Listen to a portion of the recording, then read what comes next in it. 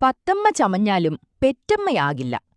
കാലങ്ങളായി നമ്മൾ കേൾക്കുന്ന ഒരു പഴഞ്ചൊല്ലാണിത്. സാധാരണ നമ്മൾ കരുതുന്നത് ഒരു കുഞ്ഞിന് സ്വന്തം അമ്മയോടുള്ള ബന്ധം കേവലം സ്നേഹവും ഇമോഷനും കൊണ്ടുള്ളതാണെന്നാണ്. അതുകൊണ്ടാണ് മറ്റാർക്കും ആ സ്ഥാനം പൂർണ്ണമായി നിറയ്ക്കാൻ പറ്റാത്തതെന്ന്. പക്ഷേ ഇതിനു പിന്നിൽ ഇമോഷനേക്കാൾ ആഴത്തിലുള്ള, ഒരു ജീവകാലം മുഴുവൻ നീണ്ടുനിൽക്കുന്ന വിചിത്രമായ ഒരു ബയോളജിക്കൽ ബന്ധം തന്നെയുണ്ടെന്നു പറഞ്ഞാൽ? സയൻസ് ഇതിനെ വിളിക്കുന്നത് ഫീറ്റൽ മൈക്രോകൈമറിസം എന്നാണ്.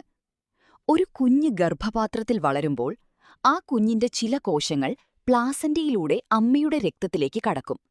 അതുപോലെ അമ്മയുടെ ചില കോശങ്ങളും കുഞ്ഞിലേക്കും പോകും. അതിൽ അത്ഭുതപ്പെടുത്തുന്ന കാര്യമെന്തെന്നാൽ, ഈ കുഞ്ഞിന്റെ കോശങ്ങളിൽ ചിലത് അമ്മയുടെ ശരീരത്തിലെ പല ഭാഗങ്ങളിലും വർഷങ്ങളോളം നിലനിൽക്കാം.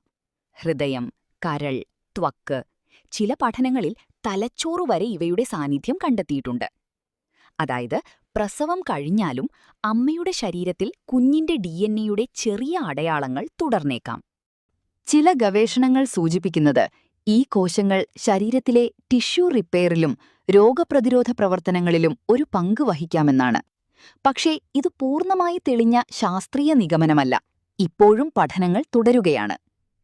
എന്നാൽ ഒരു കാര്യം ഉറപ്പാണ്: നിങ്ങളെ പ്രസവിച്ച അമ്മയുടെ ശരീരത്തിൽ ഫിസിക്കലായി തന്നെ നിങ്ങളുടെ ഒരു ചെറിയ ഭാഗം വർഷങ്ങളോളം ജീവിച്ചേക്കാം.